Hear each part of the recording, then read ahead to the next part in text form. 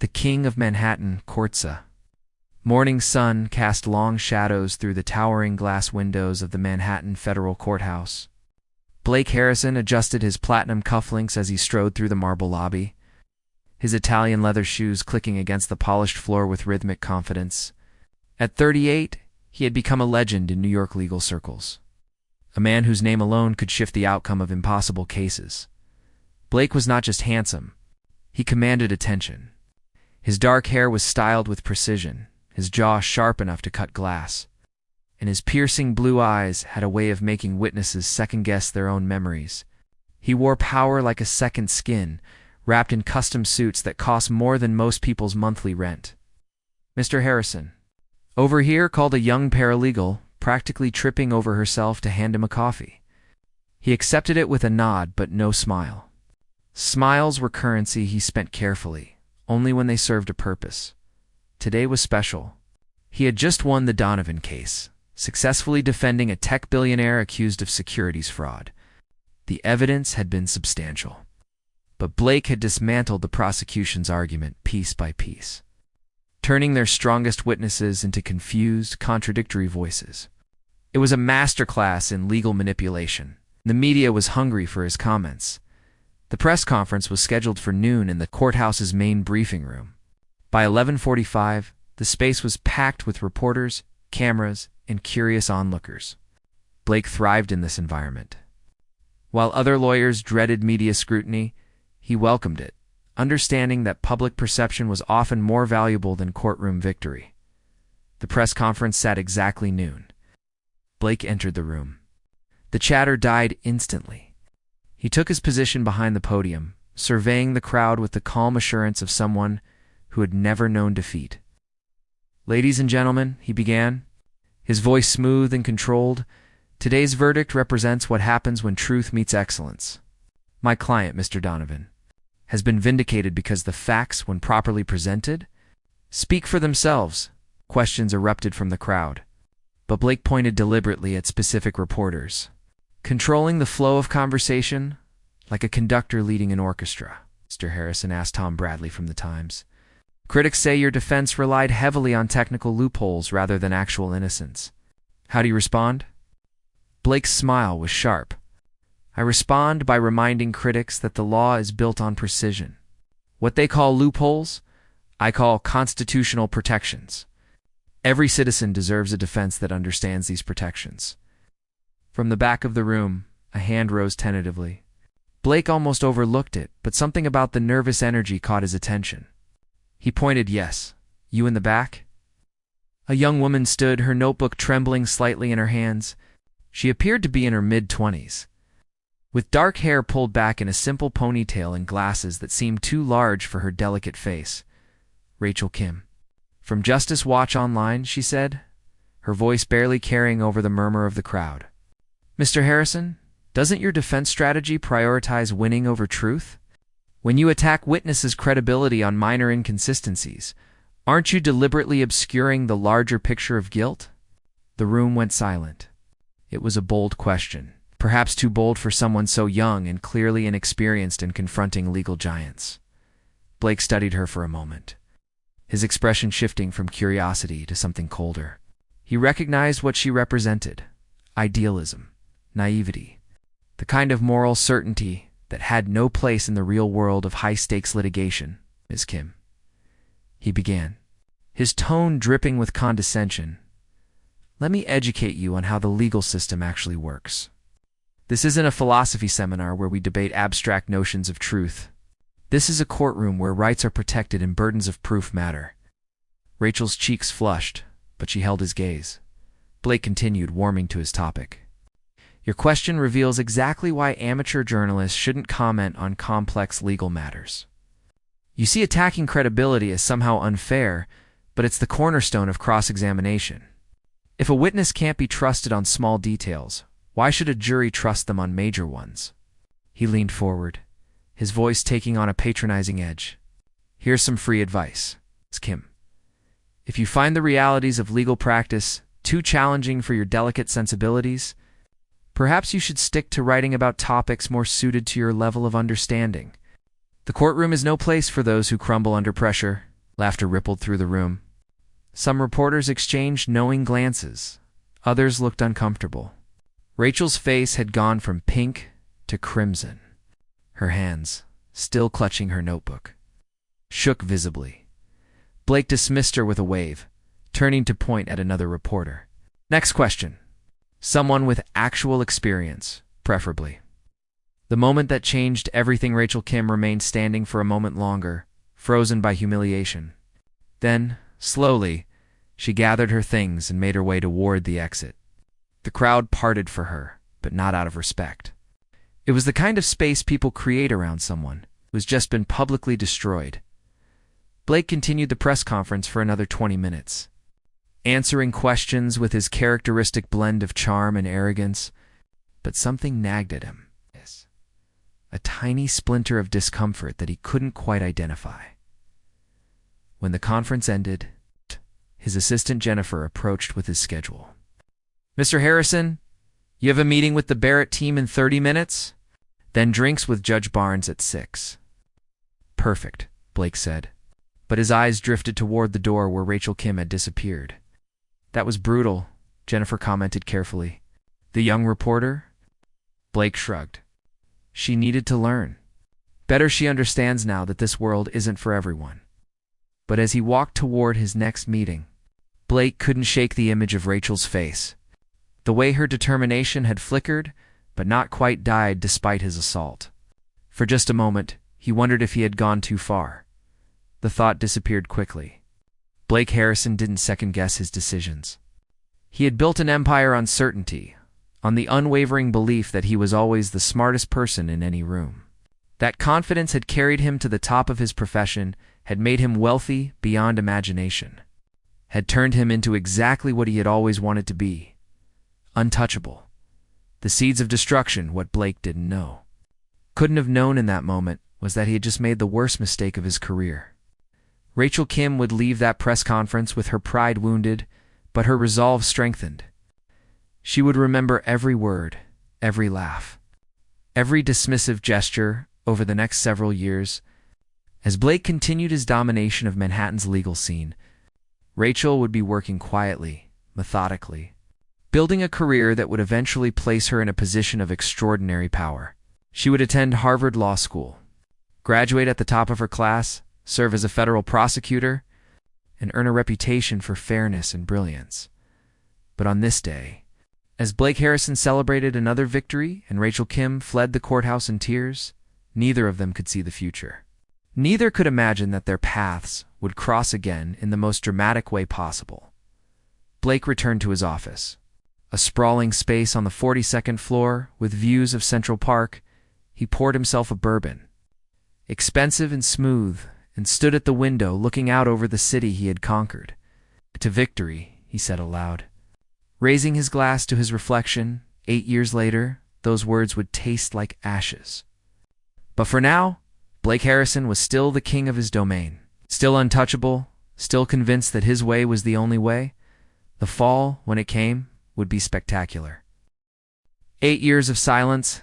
The calendar on Blake Harrison's desk read February 14th. 8 years after that infamous press conference, his office had grown larger, his reputation more formidable, and his bank account more obscene. But something had changed in Blake himself, though he refused to acknowledge it. The cracks had started small. A witness he had intimidated too harshly. A client whose obvious guilt kept him awake at night. A pattern of bending rules that had slowly progressed into breaking them. Blake told himself he was simply doing what was necessary to win. But the truth was darker and more complicated. That morning, his phone rang with a call he had been dreading for months. Blake Harrison, he answered, trying to sound casual.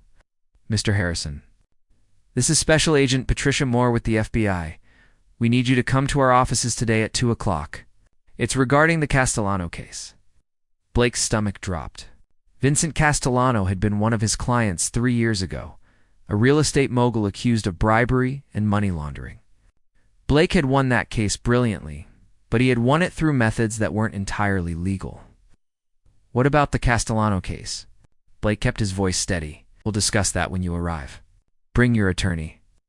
The line went dead. Blake sat motionless for several minutes, his mind racing through possibilities and escape routes. He had always been so careful, always maintained plausible deniability. But now, apparently, something had surfaced. He called Diana Walsh, one of the city's top criminal defense attorneys. If he was going down, he would go down fighting. The investigation unfolds. The FBI meeting was worse than Blake had imagined. They had evidence, real evidence, that he had paid off a key witness in the Castellano case. Worse, they had testimony from Mitchell Grant, Blake's former paralegal, who had kept detailed records of Blake's illegal activities. "We're filing charges," Agent Moore said calmly. "Witness tampering, obstruction of justice, and conspiracy. You'll be arraigned next week." Blake felt his world tilting. For the first time in his career, he was on the wrong side of the law. He had no one to blame but himself. Diana worked quickly, filing motions and building a defense strategy. But the evidence was substantial. Mitchell had recordings, documents, even emails that Blake had foolishly failed to delete. "We need to know who the judge will be," Diana said during one of their strategy sessions. "That could make or break us." The assignment came through on a Friday afternoon. Diana called Blake immediately, her voice tight with concern. "Blake, we have a problem. Judge Rachel Kim has been assigned to your case." Blake's mind went blank. "Rachel Kim? That name sounds familiar. Should. 8 years ago, you humiliated her at a press conference. She was a young journalist. Now she's one of the youngest federal judges in the country, and she has a reputation for being absolutely incorruptible." The memory crashed over Blake like a wave. The nervous young woman, with the trembling hands. The question about truth versus winning. His cruel dismissal that had made the room laugh at her expense. Oh, God. Blake whispered, "The first hearing the federal courthouse felt different when." Blake entered as a defendant rather than a defender. The marble floors that had once echoed with his confident footsteps now seemed cold and judgmental. He wore a dark suit, conservative and humble. Nothing like his usual flashy courtroom attire. Diana walked beside him, her briefcase heavy with motions and legal arguments. "Remember," she whispered, "show respect. No arrogance. Judge Kim has the power to deny bail, and given your history with her, we can't afford any mistakes." They entered courtroom 7. A solemn space with dark wood paneling and the American flag standing sentinel in the corner. Blake took his seat at the defense table, his hands clasped tightly to keep them from shaking. "All rise," called the bailiff. The Honorable Judge Rachel Kim presiding. Blake stood, and for the first time in 8 years, he saw the woman whose life he had tried to destroy. Rachel Kim entered with quiet authority. She wore her black judicial robes with natural grace, her dark hair now cut in a professional style that framed her face beautifully. The nervous young journalist had vanished completely, placed by a woman who radiated intelligence and power. But it was her eyes that struck Blake most forcefully. They were the same eyes from that press conference, but now they held no fear, no uncertainty. They were the eyes of someone who had walked through fire and emerged stronger. Rachel took her seat and looked directly at Blake. For a long moment, their gazes locked, and Blake saw something flicker in her expression. Recognition, certainly, but also something else he couldn't quite identify. "Good morning," Rachel said, her voice clear and controlled. "We're here for the arraignment of Blake Harrison on charges of witness tampering, obstruction of justice, and conspiracy. Mr. Harrison, do you understand the charges against you?" Blake stood. "Yes, Your Honor. How do you plead?" "Not guilty, Your Honor." Rachel nodded, making notes. "The court will now hear arguments regarding bail." Prosecutor Robert Chin stood immediately. "Your Honor, the government requests that Mr. Harrison be held without bail. He has significant financial resources and connections that make him a flight risk. Additionally, given his history of witness intimidation, there's concern he might interfere with the government's case." Diana rose smoothly. "Your Honor, Mr. Harrison has deep ties to this community. He has no criminal record, and he's prepared to surrender his passport. The government's concerns are overblown." Rachel listened to both arguments, her expression neutral. Blake tried to read her, searching for any sign of bias or revenge, but found nothing. She was completely professional. Mr. Harrison will be released on a $2 million bond, Rachel announced. He will surrender his passport and wear an electronic monitoring device. He is prohibited from contacting any potential witnesses in this case. Preliminary hearings will begin in 3 weeks. She looked directly at Blake. Mr. Harrison, I want to be clear about something. Whatever history exists between us is irrelevant to this case. You will be judged solely on the evidence and the law. Do you understand? Yes, Your Honor, Blake managed. Good. Court is adjourned. As Rachel exited, Blake remained standing, processing what had just happened. She had been fair, even generous with the bail terms. There had been no hint of personal vendetta, no satisfaction in seeing him humbled. Diana touched his arm. That went better than expected. Judge Kim seems determined to run a clean trial, but Blake barely heard her. He was thinking about the woman who had just held his fate in her hands, wondering how someone he had tried to break had become so unbreakable, digging into the past that night. Blake sat in his apartment surrounded by articles and documents about Rachel Kim. Her career trajectory was remarkable. After that humiliating press conference, she had enrolled in Harvard Law School, graduating with the highest honors. She had worked as a federal prosecutor for 5 years, earning a reputation for integrity and brilliance. At 33, she had been appointed to the federal bench. One of the youngest judges in recent history, every article praised her fairness, her intelligence, her unwavering commitment to justice. There were profiles describing her work with legal aid organizations, her mentorship of young lawyers, her efforts to reform the justice system from within. Blake read one interview from 2 years ago where Rachel had been asked about her transition from journalism to law. I learned early in my career that asking questions wasn't enough, she had said. I wanted to be in a position to actually create change, to ensure that justice wasn't just an abstract concept, but a real, tangible force in people's lives. The interviewer had pressed her about her brief journalism career. There was an incident at a press conference early on. Do you remember that? Rachel's response was measured. I remember it very clearly. It was a formative moment that taught me about the abuse of power and the importance of having the courage to stand up for what's right, even when it's difficult. That experience helped shape who I became.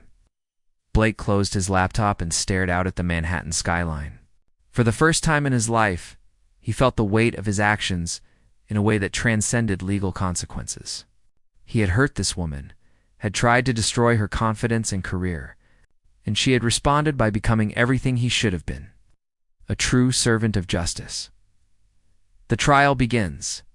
The trial commenced on a cold Monday morning in March. The courtroom was packed with journalists, legal observers, and curious spectators. Blake Harrison's fall from grace was too dramatic to ignore. Rachel presided with calm authority, managing the proceedings with efficiency and fairness. Blake watched her carefully, still searching for some sign of bias, but found none. She was equally firm with both the prosecution and defense, ensuring that every rule was followed precisely. The prosecution's case was devastating. Mitchell Grant testified for 3 days, detailing how Blake had systematically corrupted the legal process. He produced emails, recordings, and financial records that painted a picture of a man who had slowly descended from aggressive advocacy into outright criminality. Mr. Harrison told me explicitly to contact the witness, Mitchell testified.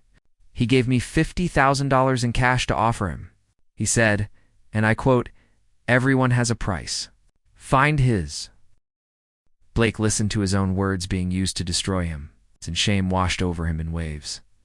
Next came Jennifer Collins, an investigative journalist who had been tracking Blake's methods for years. Mr. Harrison created a culture of intimidation, she testified. Witnesses were afraid to testify against his clients. Journalists who wrote critical articles faced legal harassment. He weaponized the law against the very people it was supposed to protect. During cross-examination, Diana tried to discredit the witnesses, but Rachel shut down any attempts at the kind of aggressive tactics Blake had once employed. "Ms. Walsh," Rachel said firmly when Diana's questioning became too pointed, "you will treat witnesses with respect in this courtroom. Impeachment is acceptable. Harassment is not." Blake recognized the irony immediately. The tactics he had built his career on were being denied to him, and the woman enforcing that denial was someone he had once mocked for being too sensitive. A moment of truth on the 8th day of trial. During a recess, Blake found himself alone in a hallway with Rachel. She was reviewing documents, unaware of his presence until he spoke. "Judge Kim," he said quietly. She looked up, her expression neutral but alert. "Mr. Harrison, you shouldn't be speaking to me outside the courtroom." "I know. I just wanted to say I'm sorry." Rachel studied him for a long moment. "Sorry for which part? The witness tampering? The obstruction of justice? Or something else?" Blake swallowed hard. 8 years ago, I humiliated you at a press conference. I was cruel because your question challenged me, and I couldn't stand being challenged. I'm sorry for that. Not because you're my judge now, but because it was wrong. Rachel's expression softened slightly, though her professional mask remained in place. "Mr. Harrison, that apology is 8 years late, but I appreciate that you're finally capable of saying it. Now please return to the courtroom. This conversation is inappropriate." As Blake walked away, he realized something profound. He had spent 8 years forgetting that moment, while Rachel had spent 8 years transforming herself because of it. His cruelty had been casual, thoughtless. Her response had been deliberate and powerful. The trial continued. And with each passing day, Blake's guilt became more apparent. The evidence was overwhelming, and even Diana's skillful defense couldn't overcome the mountain of testimony and documentation. But something unexpected was happening. As Blake watched Rachel preside over his trial with such fairness and dignity, he began to understand what real justice looked like. It wasn't about winning at any cost. It wasn't about manipulation and intimidation. It was about truth, even when that truth was painful. And the truth was that Blake Harrison had betrayed everything the law was supposed to represent.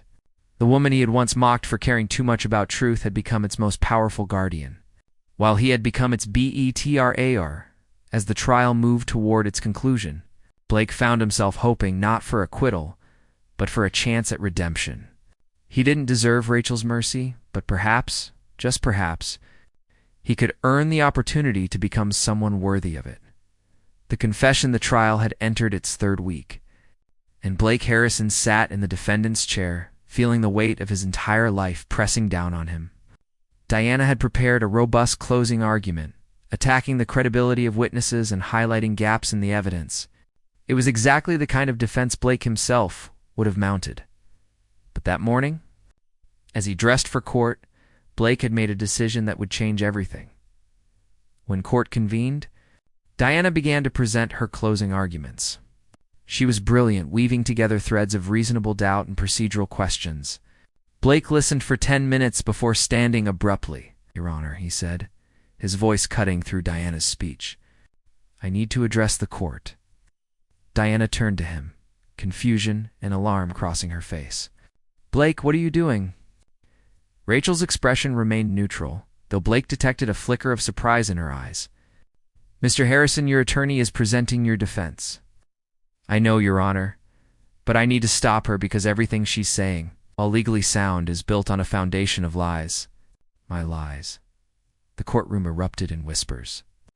Robert Chen, the prosecutor, sat forward in his chair. Diana grabbed Blake's arm, trying to pull him back down. "Blake, don't do this," she hissed. But Blake gently removed her hand and stepped forward. "Your Honor, I'd like to make a statement." Rachel studied him carefully. This was highly irregular, potentially disastrous for his defense. But something in Blake's demeanor suggested this wasn't a ploy or strategy. "You understand that anything you say can and will be used against you?" Rachel asked. "Yes, Your Honor. I understand completely." "Very well. You may proceed." Blake took a deep breath and faced the courtroom. Journalists raised their cameras. Spectators leaned forward. Diana sat down heavily, her face pale. "My name is Blake Harrison, and for 15 years, I've been one of Manhattan's most successful defense attorneys. I built that success on intelligence, hard work, and an absolute commitment to winning. But somewhere along the way, winning became more important than truth, and success became more important than justice." His voice was steady. but emotion threaded through each word. The charges against me are true. I paid Mitchell Grant to offer money to a witness in the Castellano case. I knew that witness had truthful testimony that would convict my client, and I deliberately interfered with that testimony. I didn't do it because I thought Mr. Castellano was innocent. I did it because I wanted to win. Blake turned to face Rachel directly. But this trial isn't really about the Castellano case. It's about something much bigger. It's about a legal system I corrupted through arrogance and ambition. It's about the people I hurt along the way. People whose only crime was standing in the path of my success. He paused, gathering courage for what came next. 8 years ago, I stood at a podium after winning a major case. A young journalist named Rachel Kim asked me a question that cut to the heart of everything wrong with my approach to law. She asked if I prioritized winning over truth. The honest answer was yes, but I couldn't admit that. So instead, I humiliated her publicly. I mocked her idealism. I tried to destroy her confidence because she had the courage to challenge me. Rachel's expression remained professional, but Blake saw her hands tighten slightly on the bench. That woman is now Judge Rachel Kim, and she's presiding over this trial with a fairness and integrity that I never demonstrated in my entire career. Every day of this trial, I've watched her ensure that both sides are treated equally, that every rule is followed precisely, that justice is served without bias or vendetta. Blake's voice grew stronger. She could have recused herself from this case. Many judges would have given our history, but she didn't because she understood something I never did. Real justice isn't about personal feelings or revenge. It's about applying the law fairly, even when it's difficult, even when the person before you once tried to break you. He turned back to the courtroom. I'm guilty of the charges against me. I'm guilty of betraying my oath as an attorney. I'm guilty of treating the law as a game to be won rather than a sacred trust to be honored. And I'm guilty of hurting people who deserved better. How? Blake looked at Mitchell Grant, sitting in the spectator section. I'm sorry for corrupting you, Mitchell. You came to work for me believing in justice, and I taught you to believe in winning instead. He looked at the other witnesses who had testified. I'm sorry for intimidating all of you, for making you afraid to tell the truth. Finally, he looked back at Rachel. And Judge Kim, I'm deeply sorry for trying to destroy you 8 years ago. You asked the right question, and I gave you the wrong answer in the cruelest way possible. But you took that cruelty and transformed it into strength. You became everything I should have been. Blake returned to the defense table and sat down. The courtroom was utterly silent. Diana leaned close. Do you realize what you just did? I told the truth, Blake said simply. For the first time in a very long time, I told the complete truth. Rachel called a 15-minute recess. As the courtroom cleared, Blake sat alone with Diana, who was furiously scribbling notes. We can argue diminished capacity, extreme emotional distress, Diana muttered. That confession was clearly not rational, Diana, Blake said gently. Stop. I'm not looking for a way out. I did what I needed to do. When court reconvened, Rachel addressed the room with her characteristic calm authority. Mr. Harrison's statement will be entered into the record. Mr. Chen, does the prosecution wish to present any additional closing arguments? Robert Chen stood slowly. He looked like a man who had just won a case he no longer needed to win. No, Your Honor. The defendant's confession speaks for itself. Ms. Walsh? Diana stood, her expression resigned. The defense rests, Your Honor. Rachel nodded. This court will recess until tomorrow morning, at which time I will deliver my verdict and sentencing. The long night Blake spent that night in his apartment, staring out at the city lights. He felt lighter than he had in years, despite knowing that tomorrow would likely bring his complete destruction. There was freedom in honesty, he realized, even when that honesty cost you everything. His phone rang constantly with calls from former clients, colleagues, and journalists, but he ignored them all. This night was for reflection, for finally confronting the man he had become and mourning the man he could have been. Across town, Rachel Kim sat in her chambers, the weight of tomorrow's decision pressing heavily on her shoulders. She had read Blake's confession multiple times, analyzing his words for any hint of manipulation or strategy, but she found none. It had been genuine, painful, and transformative. The law was clear about his guilt. The sentencing guidelines were equally clear, but Rachel had discretion, and how she used that discretion would define not just Blake's future, but her own integrity as a judge. She thought about that young journalist who had been humiliated 8 years ago. That woman had wanted to see the powerful held accountable, had believed that truth mattered more than victory. Now she had the power to enforce that belief. But she also thought about the principles that had guided her to this bench. Justice wasn't about revenge. It was about rehabilitation, about giving people the chance to become better than they had been. As dawn broke over Manhattan, Rachel made her decision. The verdict, the courtroom was packed beyond capacity. Word of Blake's confession had spread, and everyone wanted to witness the conclusion of this extraordinary trial. Blake entered wearing a simple gray suit, his face calm and accepting. Rachel took her position behind the bench, her expression unreadable. This court is now in session. We are here for the verdict and sentencing in the case of United States versus Blake Harrison. She looked directly at Blake. Mr. Harrison, please stand. Blake rose, Diana standing beside him. Mr. Harrison, you have been charged with witness tampering, obstruction of justice, and conspiracy. Based on your confession and the evidence presented, this court finds you guilty on all counts. A murmur ran through the courtroom. Blake nodded slowly, accepting the verdict. However, Rachel continued, and the room fell silent again before I pronounce sentence. I want to address what has transpired in this courtroom over the past 3 weeks. She paused, choosing her words carefully. The legal system exists to serve justice, but justice is not a simple concept. It encompasses punishment, certainly, but also redemption, rehabilitation, and the possibility of transformation. Rachel looked at Blake with an expression that held both sternness and something softer. Mr. Harrison, you've built a career on manipulation and winning at any cost. You corrupted the very system you were sworn to serve.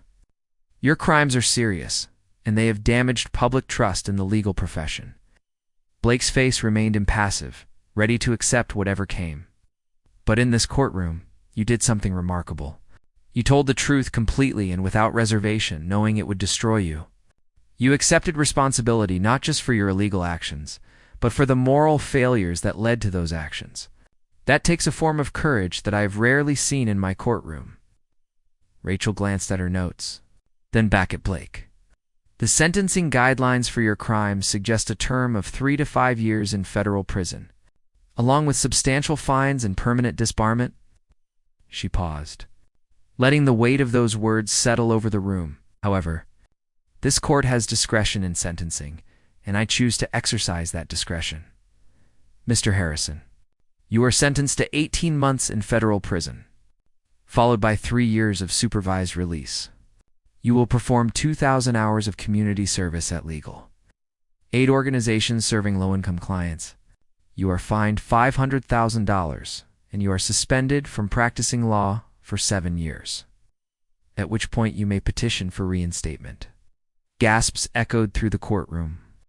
It was a substantial sentence, but far less severe than it could have been. Additionally, Rachel continued, you are required to give a series of lectures at law schools across the country about legal ethics and the dangers of prioritizing victory over justice. You will share your story honestly, holding nothing back, so that future generations of lawyers can learn from your mistakes.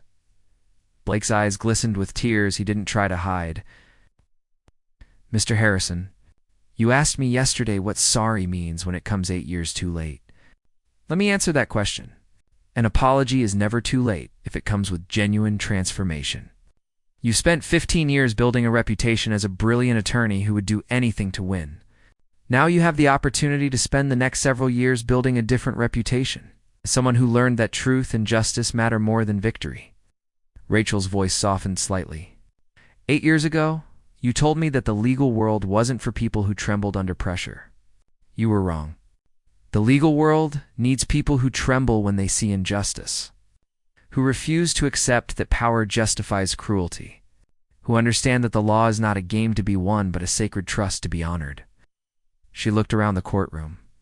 Justice is not about revenge. It is not about destroying people who have done wrong. It is about accountability, yes? but also about the possibility of redemption. Mr. Harrison has shown in this courtroom that he is capable of change. This sentence gives him the opportunity to prove that change is genuine and lasting. Rachel brought down her gavel with a sharp crack. Court is adjourned. As she exited, Blake remained standing, tears streaming down his face. Diana touched his shoulder gently. "She gave you a gift," Diana whispered. "Don't waste it." "But I won't," Blake promised. "I swear I won't." 2 years later, the morning sun filtered through the windows of the Legal Aid Society office in Brooklyn. Blake Harrison, now 40 years old, sat at a desk helping an elderly woman understand a predatory loan agreement that was threatening to take her home. "Mrs. Rodriguez," he explained patiently, "this clause here is illegal. They can't charge you this interest rate. We can fight this." The woman's eyes filled with tears of relief. "Thank you, Mr. Harrison. Thank you so much." Blake had been out of prison for 6 months, working at the Legal Aid Society as part of his community service.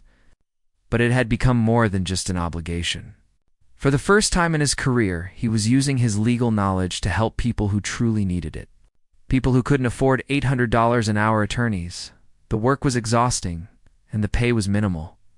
But Blake found something he had never experienced in his hip Howard career: genuine satisfaction. His phone buzzed with a text from Diana. "Coffee tomorrow? Want to hear about your law school lecture?" Blake had given talks at Columbia, NYU, and Harvard, sharing his story with brutal honesty. The lectures were difficult, forcing him to confront his failures repeatedly, but the response from students had been powerful. Many told him that his story had changed how they thought about legal ethics and success. The office door opened, and Blake looked up to see a familiar face. Rachel Kim stood in the doorway, dressed casually in jeans and a sweater rather than her judicial robes. "Judge Kim," Blake said, standing quickly. "I didn't expect to see you here." "Not here as a judge," Rachel said with a slight smile. "I volunteer with the Legal Aid Society once a month." "I had no idea you were working here." They stood awkwardly for a moment, the weight of their shared history hanging between them. "Would you like to get coffee?" Rachel asked. "We should probably talk."